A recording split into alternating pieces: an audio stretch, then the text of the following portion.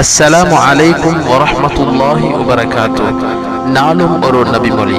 புயல் காற்றின் போது நபி ஸல்லல்லாஹு அலைஹி வஸல்லம் அவர்கள் ஓதிய துஆ, அல்லாஹும்ம இன்னி அஸ்அலுக கைரஹா வ கைர மா ஃபீஹா வ கைர மா உர்சிலத் பிஹி வ அஊது பிக மின் ஷர்ரிஹா வ ஷர்ரி மா ஃபீஹா வ ஷர்ரி மா உர்சிலத் பிஹி.